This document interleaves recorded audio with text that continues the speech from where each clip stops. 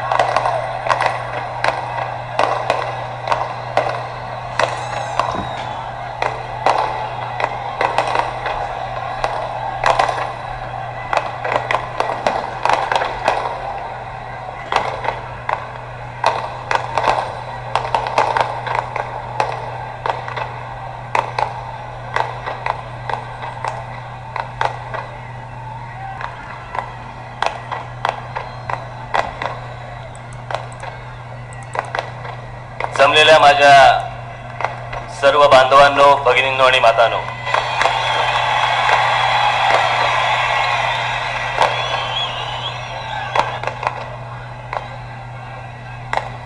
हे चायनीज फटाके आहेत ना, ते चायनीज लोकांसारखेच आहेत, थांबतच नाही.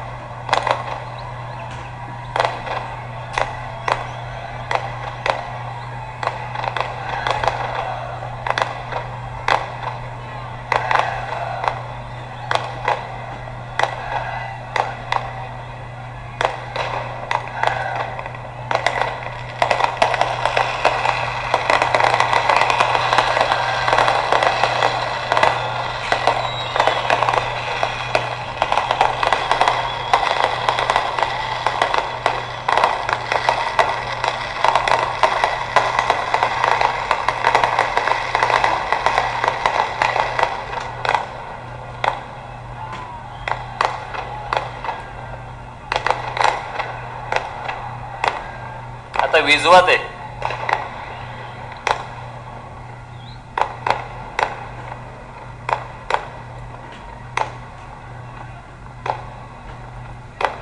या शिवाजी पार्क मैदानात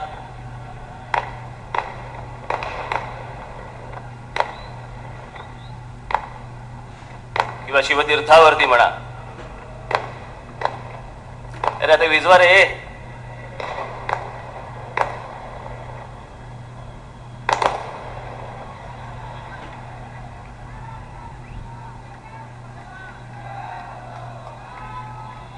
मी एवढासा असल्यापासून मी माननीय बाळासाहेबांबरोबर इकडे आलो, प्रत्येक सभांना बसलो.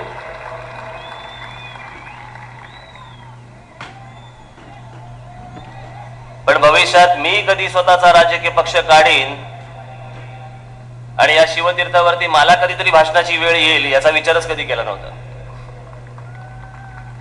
ती वेळ का आली, कशामुळे आली ते आता सगळ्यांनाच माहिती आहे.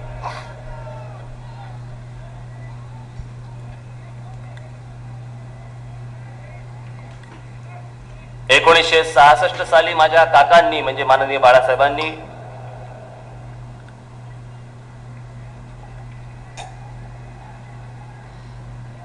शिवसेना पक्षाची स्थापना या शिवतीर्थावरती इथे केली. त्यावेळेला माझे आजोबा देखील इथे हजर होते.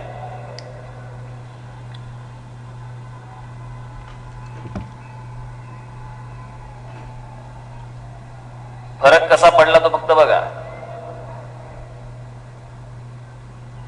की त्यावेळेला माझे आजोबा जेव्हा इथे होते बरोबर, त्यावेळेला माझे आजोबा असं म्हणाले होते की हा बाळ या क्षणाला मी महाराष्ट्राला अर्पण करत आहे.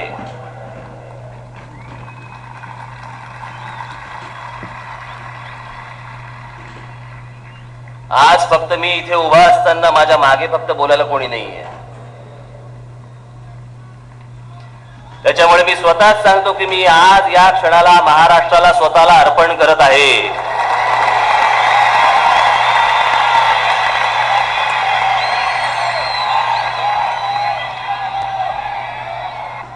आज आपण ज्या ताकदीने इथे शिवतीर्थावरती जमलात, आपण सगळेजण आलात, आपलं हे प्रेम, आपला हा पाठिंबा, याला आयुष्यात भविष्यात मी जरा देखील तडा जाऊ देणार नाही एवढं आपण सगळ्यांनी लक्षात ठेवावं.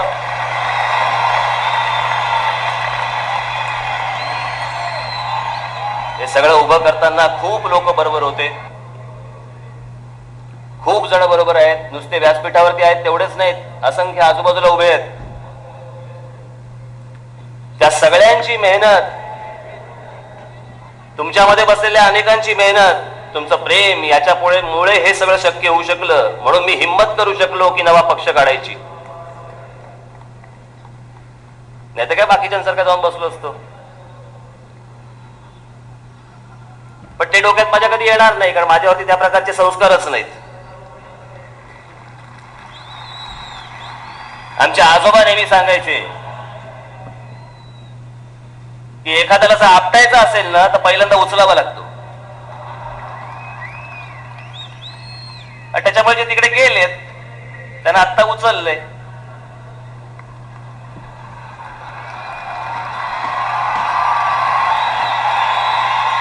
ती परिस्थिती मी माझी करून घेणार नाही. भाषणाची सगळ्या गोष्टींची सुरुवात करायच्या अगोदर एक गोष्ट सांगतो. धोरण म्हणून, पक्षाचं धोरण की याच्या पुढे माझ्या सकट पक्षातल्या कुठच्याही पदाधिकाऱ्याने कुठच्याही माणसाला पाया पडायचं नाही.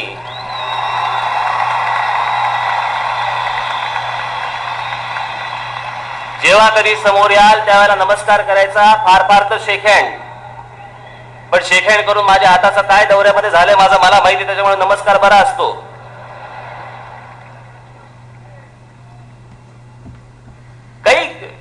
काय अर्थ नाही त्याला. काय कोणी लोटांगण घालतंय, कोणी काही करतंय. बरं मी मगाशी एकाशी कोणाशी बोलत होतो,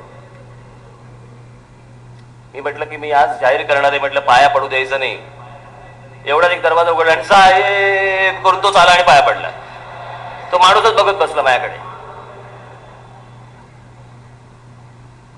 आणि इतकं ते विचित्र काहीतरी आतमध्ये शिरलेलं आहे. कोणाच्या पाया पडतोय आपण, का पाया पडतोय. म्हणजे मला कुसुमाग्रजांचा एकदा सत्कार होता. मी त्या ठिकाणी काही नव्हतं, मी वाचलं होतं. आणि पु ल देशपांडे एकदा त्यावेळेला अध्यक्षस्थानी होते आणि पुलंचं काहीतरी नाव उच्चारलं भाषणासाठी म्हणून. पुलं गेले भाषणाला, माईक समोर उभे राहिले आणि परत आले. तात्यासाहेबांच्या म्हणजे कुसुमाग्रजांच्या पाया पडले आणि परत गेले. आणि परत गेल्यानंतरचं पहिलं वाक्य त्यांचं असं होतं की या जगामध्ये खूप कमी पाय उरले ज्यांच्या पाया पडावं असं वाटतं, बाकीचे सगळं असंच आहे. आणि इथे राजकारणामध्ये तर काय कोणी काही करत असतं. बरं कोण कुठे उभा आहे, उभा असताना कुठे हात लावतो हेही कळत नाही. कशाच्या पाया पडतोयस.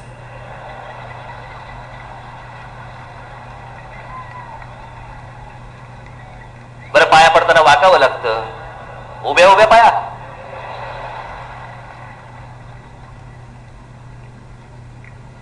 माझ्या घरी एकदा असा प्रकार झाला. आमचा जेम्स, माझा जो कुत्रा आहे, तो खिडकीतनं आपला बाहेर बघत होता. खिडकीतनं बाहेर बघता बघता मी त्यांच्याशी, ते 8-10 जण आले होते, त्यांच्याशी मी बोललो, नमस्कार वगैरे केला. म्हटलं तर नीट निघा. म्हटलं जाताना जरा ते कुत्रे बघत आहे. म्हटलं पाय द्याल. हो. आमच्या जेम्सच्या पाया पडले. म्हटलं हो काय करता काय. नाही मला म्हटलं यांच्या पाय पडायचं. काही मागचा पुढचा विचार नाही. म्हणून मी हे पक्षाचं धोरण म्हणून ठरवलं की आजपासून, या क्षणापासून कोणी एकमेकांच्या पाया पडायचं नाही. बाकी बोलण्यासारखे मुद्दे खूप आहेत. हात झेंडा का घेतला, हेच नाव का घेतलं. पहिलं होतं की बाबा हा पहिला पक्ष स्थापन करणारच की नाही. नाही हा परत जाईल. पक्ष स्थापन करणं काय थट्ट आहे का, सोपी गोष्ट आहे का. त्याला पैसे लागतात, माणसं लागतात, सकाळी लवकर उठावं लागतं. म्हणून मी नवीन एक घड्याळ घेतलंय, अलार्म क्लॉक. सकाळी 6 वाजता गजर वाजतो, पवार असा सकाळी गजर वाजतो त्याचा. 6 वाजता उठतो, रात्री शुद्धीत बोलतो. सगळी सुरुवात केली.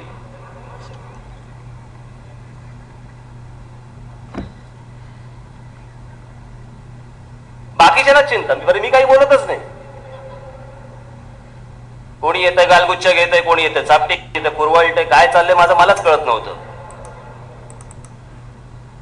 बरं मी कोणाबद्दल काही बोललो का, काय केलं का, काय केलं. मी आपला महाराष्ट्रात फिरतोय.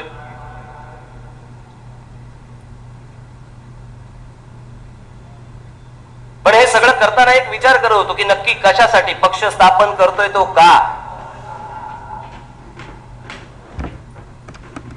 मी काय असं वेगळं देणार आहे, मी असं काय वेगळं करणार आहे.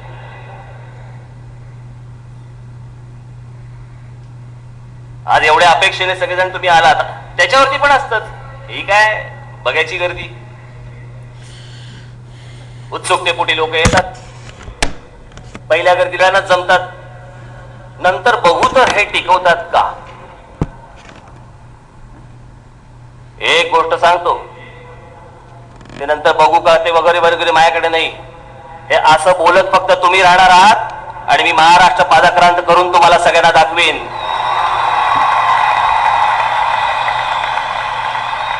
काही येणा वाटलो. अशा प्रकारचं पाऊल उचलताना काय मी 10-100 वेळा विचार केला नसेल, 1000 वेळा विचार केला नसेल की मी कोणतं पाऊल उचलतोय.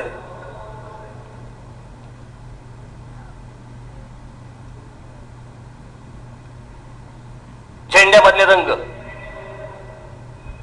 आता हिंदुत्वाचं काय होणार.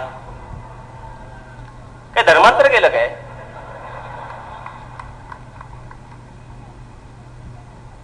कशासाठी चिंता पडली आहे.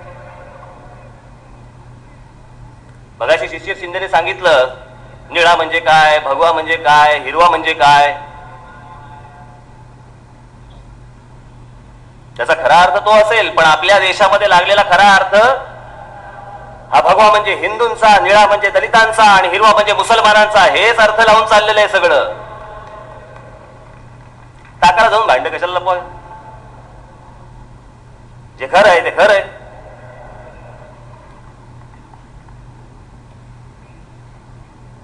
बोलायचं पण दाखवायचं नाही म्हणजे काय?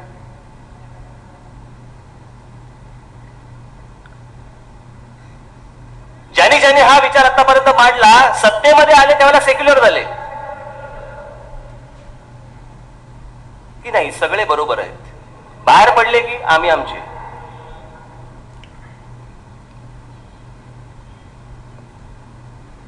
मी पहिल्यांदाच ठरवलेलं आहे की होय, मी महाराष्ट्राचा, महाराष्ट्र माझा.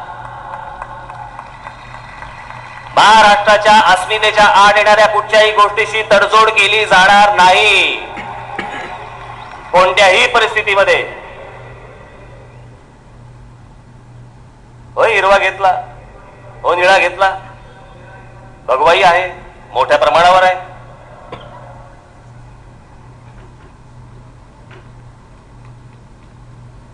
काही चुकीच्या लोकांसाठी, काही धर्मांध चुकीच्या लोकांसाठी म्हणून चांगले जे कोणी मुसलमान आहेत यांना तुम्ही नाकारणार आहात.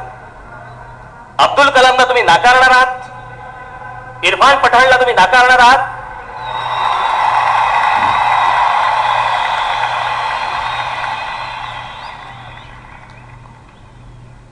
जे चांगले आहेत त्यांना बरोबर घेऊन जावंच तर लागेल. आणि मला हे असले ढोंग जमणार नाहीत. मी जेव्हा मागे शिवसेना पक्षामध्ये असं जेव्हा प्रचाराला जात असे, व्यासपीठावरती येऊन मला सांगायचे उमेदवार किंवा तिकडची माणसं, काय साहेब इथे मुसलमानांबद्दल काही बोलू नका, आपल्या बरोबर आहेत. साहेब इथे दलितांबद्दल काही बोलू नका, ते आपल्या बरोबर आहेत. अरे म्हटलं मी कधी बोलत नाही रे. कशासाठी हे ढोंग करायचं आपण?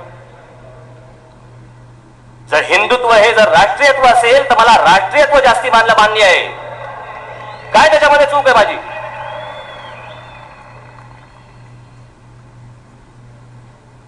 की लगेच आता सगळ्यांबरोबर जायला लागले. हे काँग्रेसची ढोंगी पण आहे ना, हे मला जमायचं नाही, बिलकुल करणार नाही. की मुसलमानांना खुश करण्यासाठी म्हणून मशिदीत जा आणि टोप्या घाला. होय, मिरजेमध्ये गेलो होतो, समोरच आले.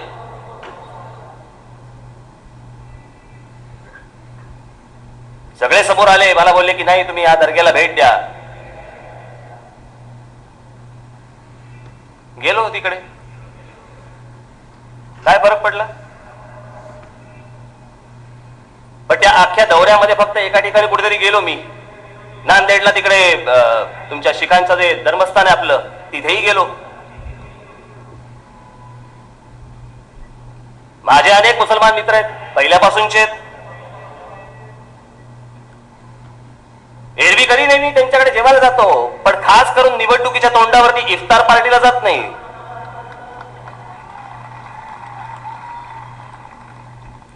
आणि हे पुन्हा परत आज मी इथे सांगतो की हे जरी सगळं असलं तरी मी कोणाचंही लांगुल चालन करणार नाही, निवडणुकीच्या तोंडावरती कुठेही जाणार नाही, कुठच्याही टोप्या घालणार नाही. हे आज या क्षणाला मी इथे आपल्या समोर जाहीर करतो.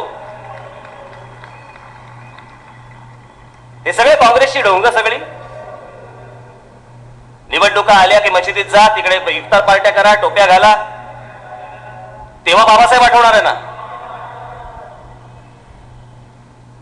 एरवी काय नाही, शाहू फुले आंबेडकर नावं घ्यायची आणि आपल्याला हवं ते करायचं. सत्य म्हणून आपण कधी जाणून घेणार आहोत की नाही नक्की काय परिस्थिती आज, कोणती परिस्थिती आहे, कुठची परिस्थिती आहे का नाही.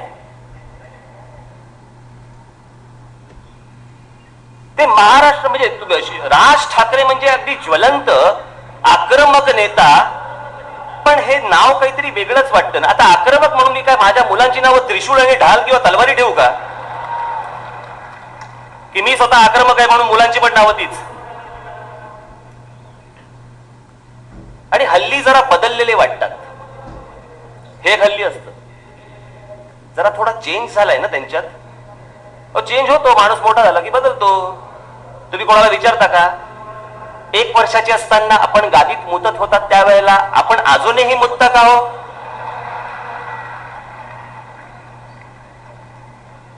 माणूस मोठा होतो, माणूस बदलतो, माणूस विचाराने बदलतो.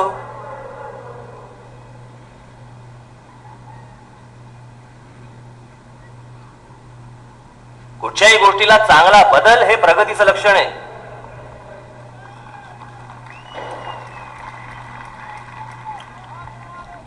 कुठच्या गोष्टी सोडायच्या आणि कुठच्या गोष्टी धरायच्या हा भाग नाहीये. निवडणुकांच्या तोंडावरती जी अक्कल सुचते ती एरवी का नाही सुचत? आणि मला पडलेला हा गेल्या कित्येक वर्षाचा प्रश्न आहे.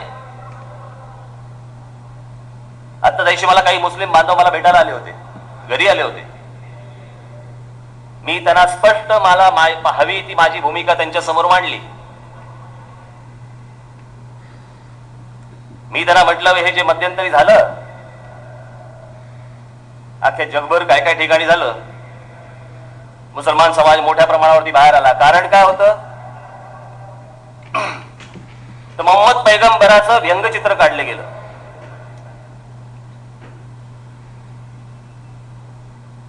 आज आपल्याला इकडे गोष्ट सांगतो, कोणाचंही लांगुल चालन करण्यासाठी नाही,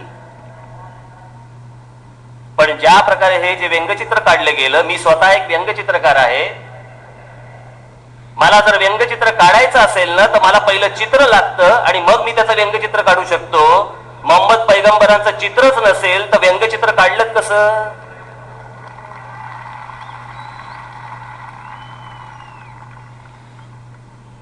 मी म्हटलं ही चुकीचीच गोष्ट आहे. अशा प्रकारे कोणी कोणाच्या धर्माचा अपमान करणं ही अत्यंत चुकीची गोष्ट आहे. पण मी त्यांना हेही आवर्जून सांगितलं की एम.एफ. हुसेनने सरस्वती, लक्ष्मी आणि आमच्या भारत मातेचं नग्न चित्र काढलं आहे. त्यावेळेला असं बोलण्यासाठी तुम्ही देखील तितकंच रस्त्यावरती आलं पाहिजे, तरच हा एकोपा जुळू शकेल.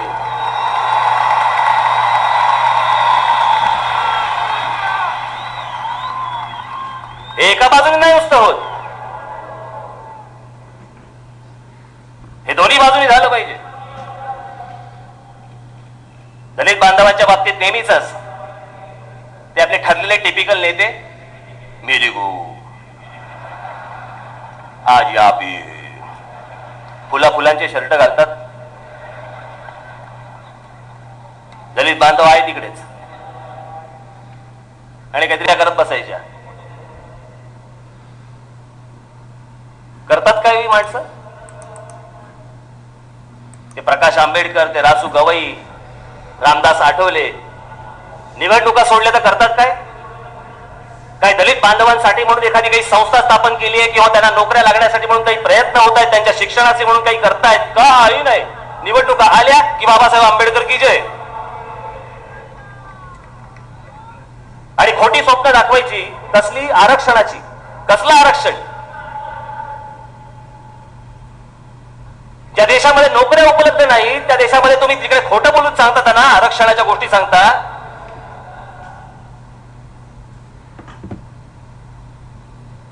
नामांतराच्या नावाने तुम्ही त्यांची बाजी भडकवता.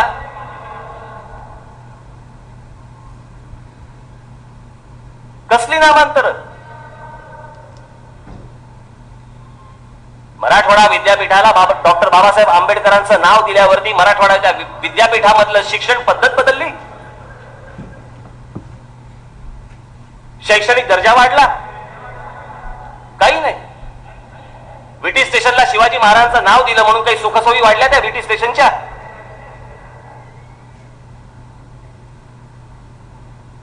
महापुरुषांच्या नावाने नुसते फक्त खेळ करत बसायचे, तुमच्या भावनेला हात घालायचा, तुमच्या पदरात काही पडून द्यायचं नाही. तुम्ही तसेच फक्त भावना भडकून द्यायच्या, नामांतर करायची, मोकळे.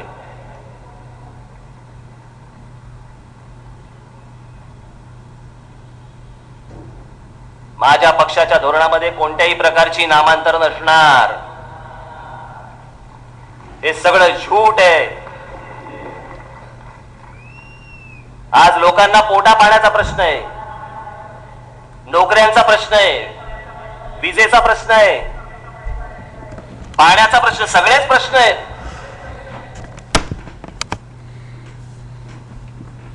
43 वर्ष झाली महाराष्ट्र स्वतंत्र होऊन, स्वतंत्र म्हणणे संयुक्त महाराष्ट्र होऊन, आणि 58-59 वर्ष झाले हा देश स्वतंत्र होऊन अजूनही आपण फक्त 4 विषयांवरती निवडणुका लढवतोय. पाणी देऊ, वीज देऊ, रस्ते देऊ, नोकऱ्या देऊ.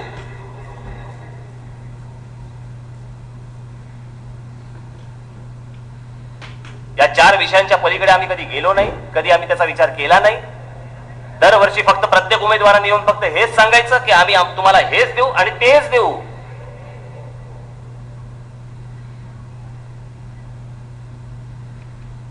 आज मी महाराष्ट्राचा दौरा करून आलो.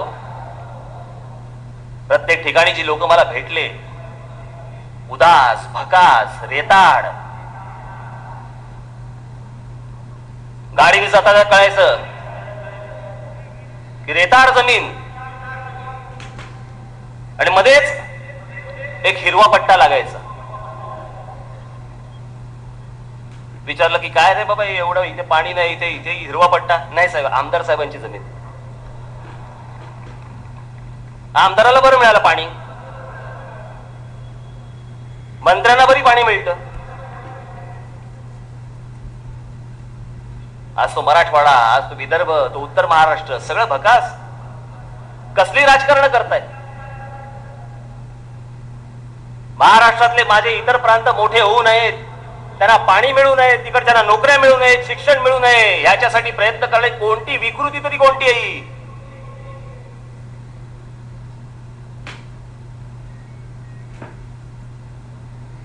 कापसाचा प्रश्न आवासून बसलाय तिकडे, शेतकऱ्यांच्या आत्महत्यांचा प्रश्न आवासून बसलाय, पण काही नाही, ढिम्म. कोणाही मंत्र्याला काही पडलेलं नाही. विलासरावांना फक्त भांग पांड्याच्या पलीकडे माहिती नाही, आणि अगोदरचे जे होते सुशील कुमार शिंदे, त्यांना हसण्या पलीकडे काय माहित नव्हतं. काही सांगा त्यांना की साहेब इथे 2 मुलींवरती बलात्कार झाला. बलात्कार का? अरे हसताय काय तुम्ही? हसमुख राय की हसमुखच्या आहेत मला माहितीये, पण कुठे हसायचं कुठे नाही हसायचं?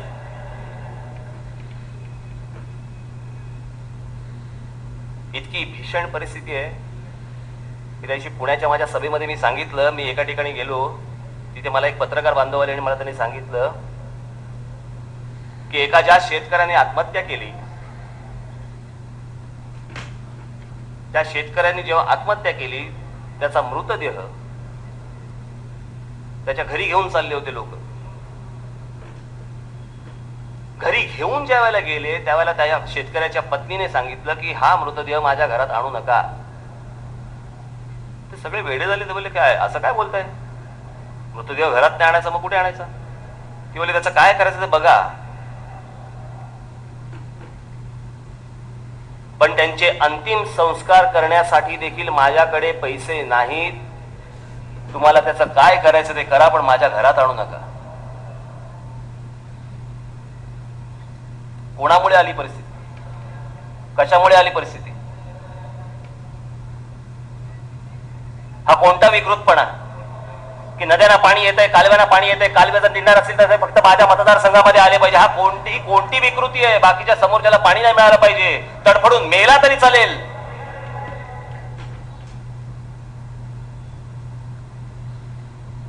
का याच्यासाठी म्हणून नवीन पिढ्या जन्माला येतात? या बेकार राजकारण्यांच्या खाली जाण्यासाठी म्हणून?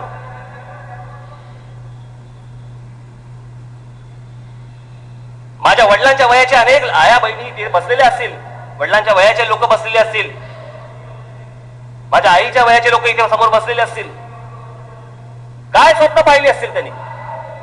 या देश स्वतंत्र होईल, स्वतंत्र झाल्यानंतर अशा अनेक गोष्टी घडतील. पण मुळात काय होतंय?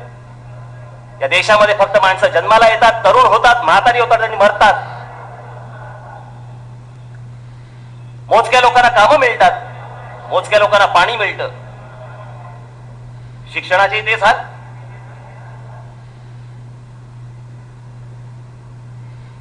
शिक्षण क्षेत्रावरती कोणी बोलायला तयार नाही.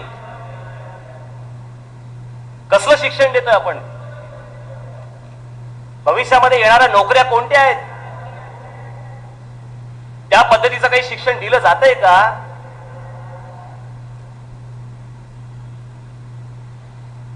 माझ्या एका मित्राने फार चांगलं सांगितलं. त्यांनी सांगितलं की म्हणे एखादा बाप जर त्याच्या मुलाला जर काही झालं, बरं नसेल, तर तो केमिस्टकडे जातो, वाटेल त्या किमतीला औषध घेतो, पण औषध घेतल्यानंतर पहिली हातात घेतल्यावरती पहिलं काय बघतो तर त्याची एक्सपायरी डेट काय.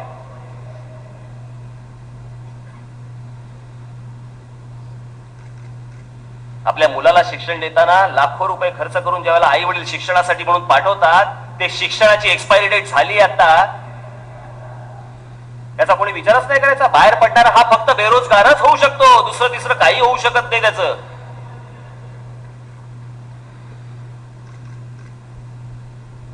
हे जेवढे शिक्षण सम्राट म्हणून जेवढे ओळखले जातात ना, हे कारखानदार आहेत.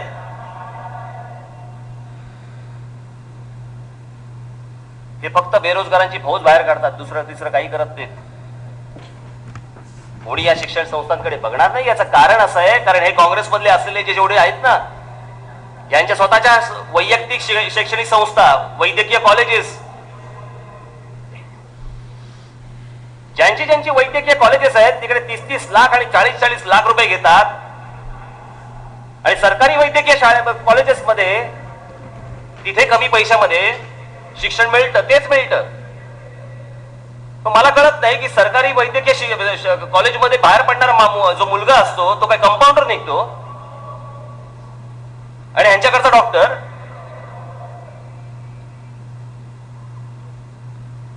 या सगळ्या गोष्टींचे ह्यांना जाब विचारले पाहिजे.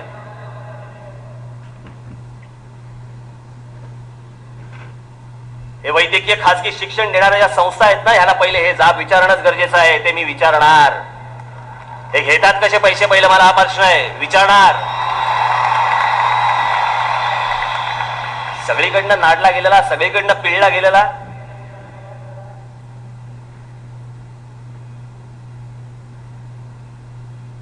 जो या महाराष्ट्रामधला करदाता आहे तो कोणत्याही असेल ना, कुठच्या जाती धर्माचा आहे हा प्रश्न नाही,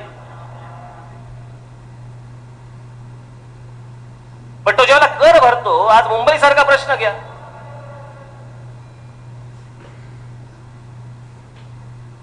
हा मुंबईमध्ये जो करदाता आहे किंवा महाराष्ट्रामधला बघायला गेलं तर करदाता जो आहे, काय मिळतं काय हो त्याला?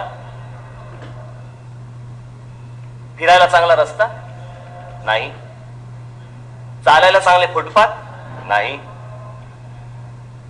मी इथे शिवाजी पार्क मैदानामध्ये बाग बांधली, लता दिदींच्या फंडामधनं बाग बांधली. ती ज्याला बाग बांधली मी, शनिवारी उद्घाटन झालं माननीय बाळासाहेबांच्या हस्ते आणि दिदींच्या हस्ते त्या बागेचं उद्घाटन झालं. शनिवारचा दिवस होता, रविवारी मी गेलो दुसऱ्या दिवशी तिकडे बघायला, हळूच बघत होतो.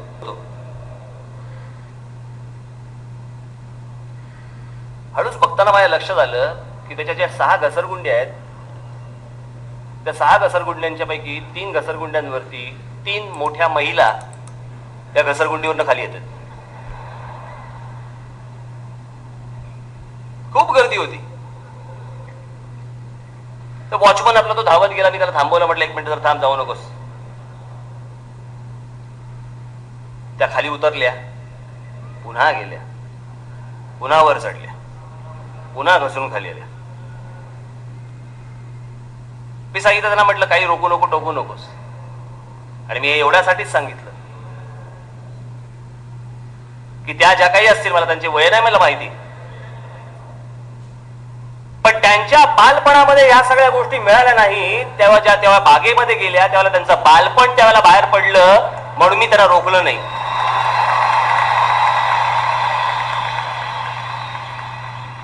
त्या स्वतःला आवरू शकल्या नसतील की मी ज्या वेळेला लहान होते त्यावेळेला मला जर सध्या ही गोष्ट मिळाली असती तर मला किती आनंद झाला असता. जर तेव्हा नाही मिळाली, एकदा तर जाऊन येते.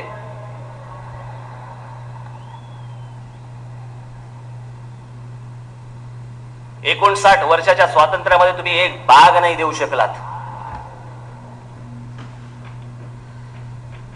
एक बाग. लोक काय मागतायत? मैदान द्या खेळायला, बागा द्या. उद्या येणाऱ्या मुंबई महानगरपालिकेच्या निवडणुका आहेत. त्या निवडणुका जेव्हा होतील तेव्हा होतील. पण एक गोष्ट आज सांगून ठेवतो, आज ज्याची सुरुवात उद्यापासून होणार, मुंबई मधला कोणताही आरक्षित भूखंड कोणालाही विकू दिला जाणार नाही. तो बागेचा, शाळेचा अथवा कोणताही विकू दिला जाणार नाही म्हणजे जाणार नाही. इथे मैदानात जेवढे बांबू घातलेत ना,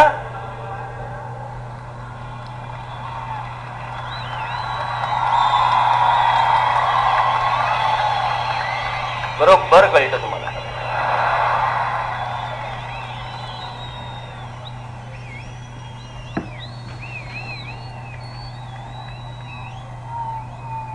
हे मुंबईमध्ये रस्ते बनवणारे कॉन्ट्रॅक्टर्स,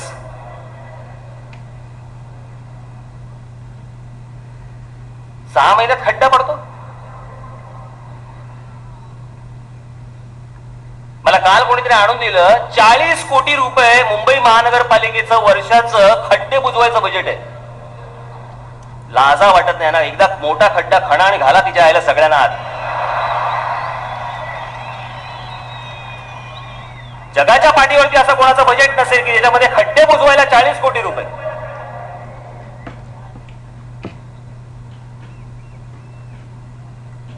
हे जे कॉन्ट्रॅक्टर्स आहेत ना, त्यांच्यावरती देखील याच्या पुढे लक्ष ठेवलं जाणार की रस्ता बांधल्यानंतर पुढची 10 वर्ष जर त्या रस्त्याला काही झालं, पुन्हा मैदानामध्ये बांबू आहेतच.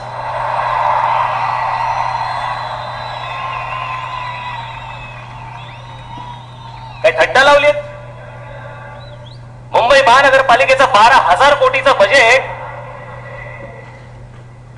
हे या नालायकांच्या खिशात जाण्यासाठी पण ठेवायचं आणि तुम्ही फक्त नुसतं असं खड्ड्यातनं पाय मुरगळला म्हणून घरी यायचं. अगं ग बाई, माझं आज काय ग. कुठे खणलेला रस्ता असतो, कुठे खड्डा असतो, कुठे काय असतं. शाळेतल्या मुलांचा विचार नाही की तो क्रॉस कसा करेल. ट्रॅफिकची अवस्था बिकट, सगळीकडेच भीषण परिस्थिती. कोकणामध्ये गेलो होतो, सिंधुदुर्ग जिल्ह्यात. आत्ता नाही, मागे निवडणुकांच्या अगोदर खूप.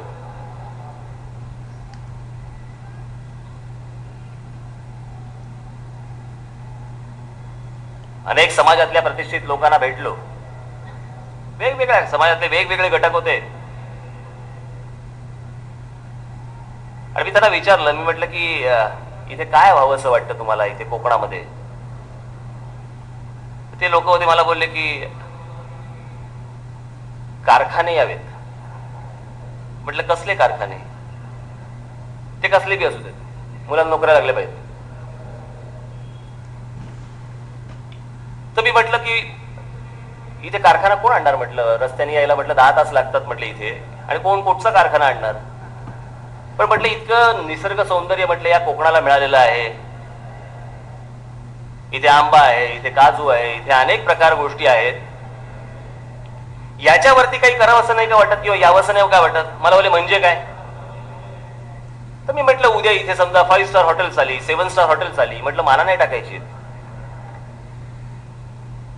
इतका सुंदर म्हटलं हा समुद्र किनारा आहे. काही गोष्टी, काही लोकेशनचं आपण बघितली तर ती कधी गोव्याला पण नाही आहेत, केरळाला पण नाही आहेत, पण ती आमच्या कोकणामध्ये आहेत. मी म्हटलं असे जर समजा उद्या उभं राहिलं तर तुमचं काय म्हणणं आहे? ते बोलले नाही, संस्कृतीवरती घाला येतो. म्हटलं कोणती संस्कृती, कसली संस्कृती? म्हटलं कशाबद्दल तुम्ही बोलताय? नाही ते तुम्हाला माहिती आहे फॉरेनर बायका कशा फिरतात. अरे म्हटलं तुला सांगता का फिरायला तसं? त्या फिरतील आणि जातील, पण त्या संपूर्ण कोकणाचं अर्थकारण कसं बदलेल? नाही नाही, पण ते जाऊन दे, संस्कृतीवरती घाला येतो. आणि म्हणून मी त्यांना नेहमी, मी माझ्या अनेक भाषणांमधून मी हे सांगितलेलं आहे खरं तर, आज मुद्दा म्हणून परत सांगतो. आणि म्हणून मी त्यांना एकदा मी मलेशियाचं एक उदाहरण दिलं की मी एकदा मलेशियामध्ये गेलो असताना कलालंपूर पासून ते एक जेंटिंग आयलंड नावाची एक जागा आहे. म्हणजे जवळ मुंबई आणि माथेरान जेवढं अंतर आहे तेवढंच अंतर. मी, माझी पत्नी, आमची मुलं, आमच्या बरोबरचे काही सगळे लोक होते, मित्र परिवार, आम्ही गेलो तिकडे. गेल्यानंतर तिकडे पाहिलं, वरती जायला काहीतरी केबल कार होत्या. आम्ही वरती गेलो. तिथे माथेरान एवढं पण मोठं नाही, अगदी छोटस. 3 हॉटेल्स होती. मी आपला चोची मारतो नाही, मी कुठे कधी गेलो की. मी म्हटलं अरे तिकडे विचारपूस केली, म्हटलं इथे ऑक्युपन्सी किती आहे, किती भरल्यात, किती रूम्स हॉटेलच्या. तर त्यांनी मला सांगितलं नाही साहेब हे नाहीये, काय म्हणतो आपण त्याला, सीझन चालू नाही, पण 85% भरलेत. म्हटलं सीझन चालू नाही आणि 85% भरलेत, म्हटलं येतात कशाला लोक इथे. त्यावेळेला मी बघितलं तर साऊथ ईस्ट एशिया मधला सगळ्यात मोठा कॅसिनो तिकडे आहे. कळलं? जुगार.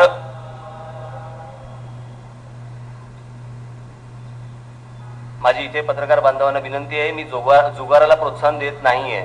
मी फक्त तिथली एक गोष्ट सांगतोय.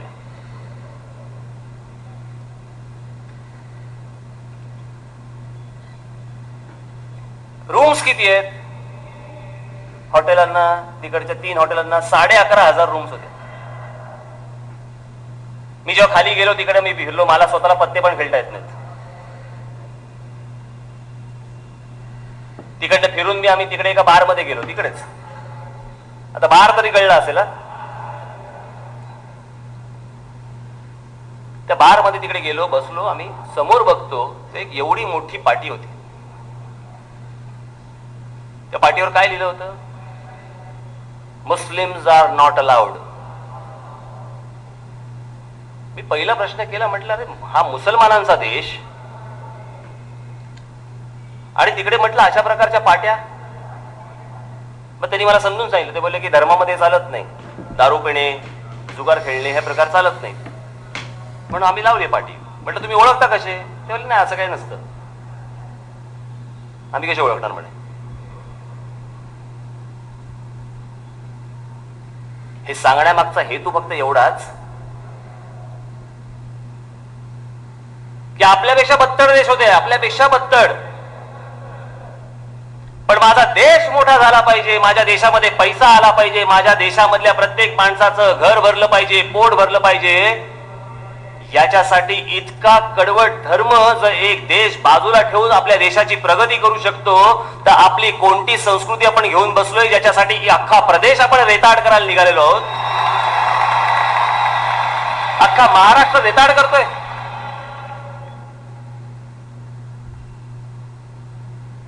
आणि कुठच्याही या राज्यकर्त्यांना काही पडलेलं नाही. त्या विलासराव देशमुखांनाही नाही आणि त्या शरद पवारांनाही नाही, अजून कोणालाही नाही.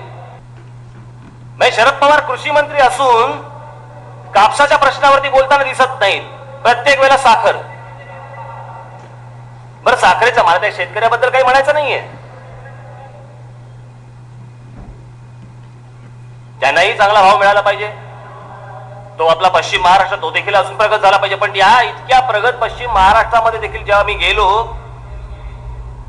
त्यावेळेला तिकडचा तरुण ज्यावेळेला मला भेटला, तिकडच्या महिला ज्यावेळेला मला भेटल्या, तिकडच्या महिलांमध्ये चेहऱ्यावरती देखील कुठे सुख नाही, कुठे समाधान नाही.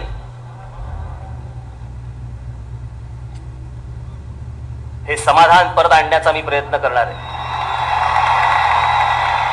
आज माझ्या पक्षामध्ये काम करताना मला कल्पना आहे ना, तुम्ही सगळे जे समोर बसलेले आहात ना, हा आतापर्यंतचा अनुभव माझ्या पण डोळ्यासमोर आहेच की. झेंडा घेऊन एखाद्या पुढाऱ्याच्या मागे फिरायचं, घोषणा द्यायच्या, दिवस रात्र एक करायचा. घरी गेल्यावर काय शिव्या पडतात हे देखील मला माहिती आहे. आलं कार्ट दिवसभर उकिरड हुंगून, काम ना धंदा, नोकरी नाही, पैसे कमवायला नको, नुसतं त्या पुढाऱ्याच्या मागे हिंडायला पाहिजे. झेंडा घेऊन रात्री येईल गिळायला परत. आजपर्यंत हेच ऐकत आलो ना.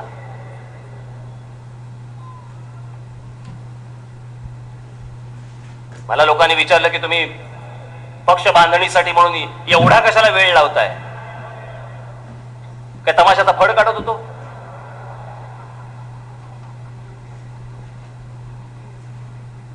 गणेशोत्सव मंडळ काढत होतो की आज स्थापन केलं, उद्यापासून वर्गणी मागायला सुरुवात. विचार नको करायला की इतकी लोक जर माझ्यावरती अपेक्षा ठेवून बसणार असतील, लोकांच्या आशा जर माझ्यावरती लागणार असतील, तर त्याचा विचार करून मला पाऊल जपून पुढे टाकायला नको की आजपर्यंत बाकीच्यांनी जसा भ्रमनिराश तुमचा केला त्याचप्रमाणे जर उद्या मी देखील केला तर विश्वास तुम्ही ठेवणार कोणावरती? सतत काय नवीन पुढारी जन्माला यायचा आणि त्यांनी काय भ्रमनिराश करायचा, याच्यात आयुष्य घालवणार? मी पक्षाचा ज्यावेळेला विचार करत होतो त्यावेळेला पहिला विचार माझ्या मनामध्ये आला की माझ्या पक्षामध्ये काम करणारा जो कार्यकर्ता असेल त्याच्या घरच्या, त्याच्या घरी त्याचे वडील, त्याची आई, त्याची बहीण, त्याचा भाऊ, त्याची बायको, त्याची मुलं यांच्या चेहऱ्यावरती एक प्रकारचं समाधान असलं पाहिजे की हा राज ठाकरे बरोबर आहे, हा कुठे फुकट गेलेला नाही पोरगा माझा.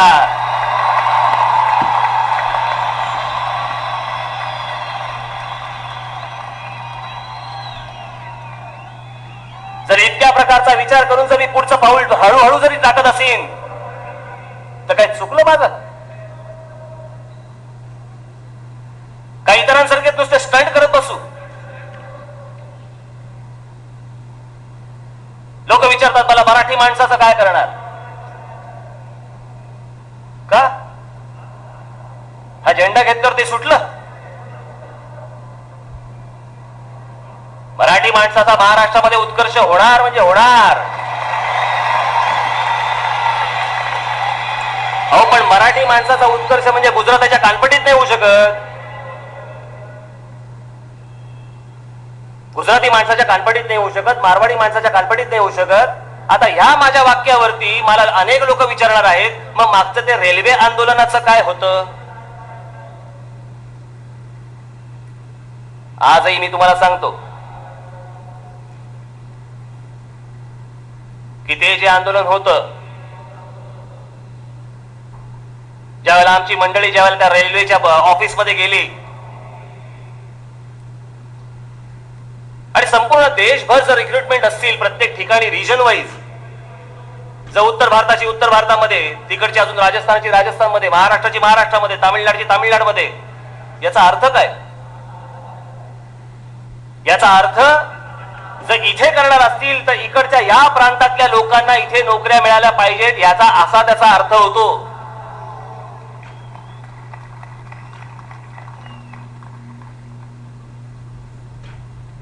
आणि जर ते त्या नोकऱ्या मिळवण्यासाठी म्हणून जर मला इथे कोणी असतील तर मला काहीच फरक पडत नाही ना. वर्षानुवर्षे इथे राहणारे कोणी बिहारी असतील, उत्तर भारतीय असतील, मी कधी बोललो त्यांना?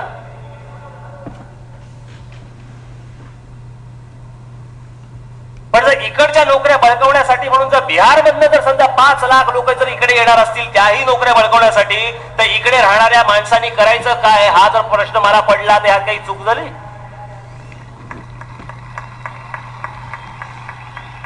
यात कसली आली चूक?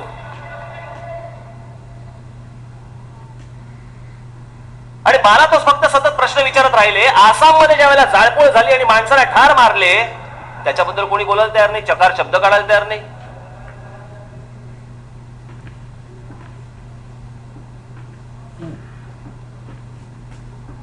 आज अनेक लोक इथे राहतात, अनेक जाती धर्माचे लोक इथे राहतात. माझे त्यातले अनेक जाती धर्माचे माझे पण मित्र आहेत. मूळ उद्देशापासून बाजूला हटत नाही. पण मी हा माझा महाराष्ट्र मोठा झाला पाहिजे, या माझ्या महाराष्ट्रामधल्या शेतकऱ्याला एक प्रतिष्ठा प्राप्त झाली पाहिजे.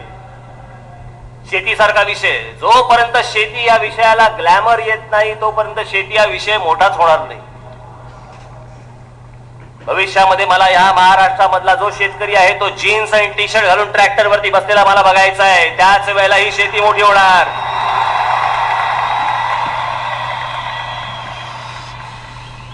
नाही तर आपलं चालू आहे आमची माती, आमची माणसं आणि आमच्या माणसांनी केलेली आमची माती. कोण आकर्षित होईल?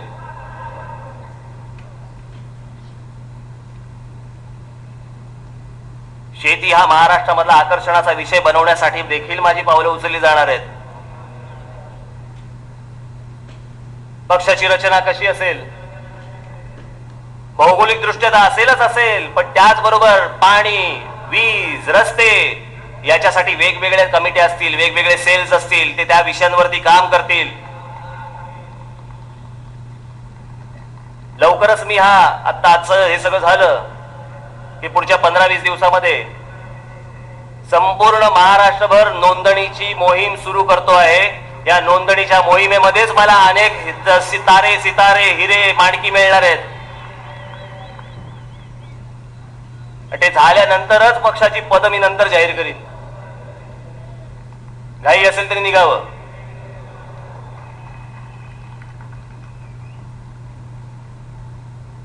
हे आपला काय फार वेळ घेत नाही, पण माझ्या डोळ्यासमोरचा महाराष्ट्राबद्दलचं माझं स्वप्न, आर्थिक दृष्ट्या सक्षम होणं हा महाराष्ट्र गरजेचा आहे. कसले आपण लाख आणि 1.25 लाखाच्या कर्जाची आपण विचार करतोय. या विदर्भामधला तरुण, या मराठवाड्यामधला तरुण, या पश्चिम महाराष्ट्रामधला तरुण, उत्तर महाराष्ट्रामधला तरुण, कोकणामधला तरुण आणि खास करून या मुंबईमधला तरुण काय विकलांग आहे का, अपंग आहे का, मंदबुद्धीचा आहे? ही कसली लाख आणि 1.25 लाखाची आपण कर्ज घेऊन बसलो? या महाराष्ट्रामध्ये इतकी ताकद आहे, उद्या 10 लाख कोटीचं जरी कर्ज आपण काढलं तरी द्यायची आपली क्षमता आहे, हे विसरून नका. अनेकांना असं वाटेल हा काय बोलतोय बावळटासारखं, याला काय अंकगणित तरी कळतं का, याला अर्थकारण तरी कळतं का? असे अनेक जण म्हणतील. पण मी आज या सगळ्या विषयांवरती मी तज्ञांशी बोलतोय की हे काय करता येईल. कापूस तिकडे पिकतो, सूतगिरण्या भलतीकडे, ऊस इकडे पिकतो तर विदर्भामध्ये साखर कारखाने, कशाचा कशाला थांग पत्ता नाही. हे सगळं बदलून टाकण्यासाठी, हे सगळं ढवळून काढण्यासाठी, तुमच्यामधलं चीड निर्माण करण्यासाठी आज मला सांगा, जो करदाता आहे त्या करदात्याला नक्की काय मिळतंय? तुम्ही फक्त कर भरताय, पण सरकार आणि करदाता याच्यामध्ये एक प्रकारचं अग्रीमेंट असतं. अग्रीमेंट कसलं असतं की मी कर भरीन, तुम्ही मला ह्या सगळ्या गोष्टी द्या. मला नेहमी एक बारीकसा विचार नेहमी पहिला मनामध्ये येतो की एखादं घर, एखादी महिला ज्यावेळेला तिचा मुलगा ज्यावेळेला संध्याकाळी शाळेमधनं घरी येत असेल, तो आल्यानंतर त्या महिलेला पडत असलेला पहिला प्रश्न असेल की मी याला संध्याकाळी खेळायला बाहेर कुठे घेऊन जाऊ, याला मी फिरायला बाहेर कुठे घेऊन जाऊ. आज महिलांचे अनेक प्रश्न आहेत. आज मुंबईमध्ये रेल्वेमध्ये फिरणाऱ्या ज्या महिला आहेत, असुरक्षितपणे वावरत असतात. आज इथे अनेक महिला इथे जमलेल्या आहेत. आज खास करून मी आपल्याला सांगतो, याच्यावरती देखील योजना आखली जाते की मुंबईच्या रेल्वेमधनं प्रवास करणाऱ्या ज्या महिला आहेत, इतरही महिला आहेतच, पण खास करून रेल्वेतल्या, त्यांच्या संरक्षणासाठी देखील मी संपूर्ण मुंबईभर एक फळी उभी करतोय. कोण हात लावतो बघतो. हे बारीक सारीक सगळे विषय, छोटे छोटे विषय असतात, पण त्याच्यामध्ये सरकारला काही पडलेलं नाही, काही घेणं देणं नाही. आज मुंबई महानगरपालिकेचा ज्यावेळेला विचार करतो त्यावेळेला पहिलं बोट जातं आयुक्तांकडे की आयुक्त काय म्हणतात. मग ज्यावेळेला विजेचा प्रश्न उभा राहतो, शेतीचा प्रश्न, पाण्याचा प्रश्न, इतर विद्यालयांचा प्रश्न, शिक्षणाचा प्रश्न, मंत्र्यांचा सोडा, पण बाकीच्या शासकीय अधिकाऱ्यांना विचारायला नको साहेब. फक्त मंत्र्यांनी याची उत्तर द्यायची आणि या शासकीय अधिकाऱ्यांनी काय करायचं हे लोकांसमोर कधी येणार. माझी भविष्यामधली जी कुठची आंदोलनं असतील ती एक तर बाब दाखवा नाहीतर श्राद्ध घाला या विषयावरतीच असतील. या सरकारी अधिकाऱ्यांना त्यांना येऊन जाब हा द्यावा लागेल, नुसत्या मंत्रालय येऊन चालणार नाही. यांनी आत बसायचं, यांनी गाड्यांमध्ये फिरायचं. लोक 12-12 तास लोड शेडिंग चाललंय. शिक्षणाचा बट्ट्याबोळ, रस्त्यावरती फिरता येत नाही, सर्व बाजूनी भजबजपुरी माजली असताना बाकीचा सगळं ऐश्वराबाद सगळं चाललंय. या सर्व विषयांवरती माझं काम चाललंय. भविष्यामध्ये ही तुम्हाला आंदोलन दिसतीलच, कळतीलच, याच्यावरच्या उपाययोजना देखील दिसतील तुम्हाला. मुंबई महानगरपालिका तर आहेच, ती तर निवडणूक लढवणारच आणि येणाऱ्या सगळ्या निवडणुका लढवूच. पण माझा जो महाराष्ट्राची ब्ल्यूप्रिंट तयार करण्याचं जे काम चाललंय ते फक्त एवढ्यासाठीच की उद्या जेव्हा कधी मी महाराष्ट्राच्या सत्तेला मी हात घालेन त्यावेळेला महाराष्ट्राची ब्ल्यूप्रिंट माझ्याकडे तयार असली पाहिजे. त्याच्यानंतर डोकं खाजवत नाही बसणार की आता काय करायचं. हा महाराष्ट्र इतका मोठा व्हावा, इतका प्रगत व्हावा, माझी एवढी फक्त तीच इच्छा आहे की हे कार्य माझ्या हातून घडो. हा महाराष्ट्र इतका मोठा व्हावा की अख्ख्या जगाला त्याचा हेवा वाटावा, असा महाराष्ट्र माझा उभा राहावा, हेच माझं स्वप्न आहे. उद्या 15-20 वर्षानंतर कधी केव्हा का अमेरिकेचा राष्ट्राध्यक्ष ज्या वेळेला या देशामध्ये येईल, हे नुसतं स्वप्न नाहीये, तुमच्या टाळ्या मिळवण्यासाठी पण बोलत नाहीये. पण पुढच्या 15-20 वर्षानंतर जेव्हा कधी या अमेरिकेचा राष्ट्राध्यक्ष आपल्या देशामध्ये येईल, त्याच्या अजेंड्यावरती एक गोष्ट नक्की पाहिजे की मला महाराष्ट्रात जायचंय, तिकडे विदर्भामध्ये असं असं झालंय, तिकडे मराठवाड्यामध्ये असं असं झालंय, मला तिकडे जायचंय, त्यांना भेट द्यायची आहे, हे अमेरिकेच्या राष्ट्राध्यक्षाला वाटलं पाहिजे.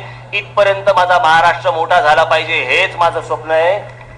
हे स्वप्न पूर्ण करण्याच्या दृष्टिकोनात आपल्या सगळ्यांचं सहकार्य, आपलं सर्वांचं प्रेम हे सतत माझ्या पाठीमागे राहो, ही ताकद आपण सतत माझ्या पाठीमागे उभी राहो, एवढीच फक्त इच्छा एक आपल्याला समोर व्यक्त करतो. आज इथे खास करून प्रिंट मीडियाचे, इलेक्ट्रॉनिक मीडियाची जी कोणी लोक आलेले आहेत, गेले 2-3 महिने 4 महिने आपण जे माझ्यावरती प्रेम दाखवलं, हे प्रेम सतत आपण माझ्यावरती ठेवावं अशी एक इच्छा बाळगतो आणि नवीन महाराष्ट्राचं स्वप्न पूर्ण करण्याच्या दिशेने आपण सर्वांनी वाटचाल करावी अशा एक विश्वास आपल्या समोर ठेवून आपली सर्वांची मी रजा घेत आहे. जय हिंद, जय महाराष्ट्र. धन्यवाद. यानंतर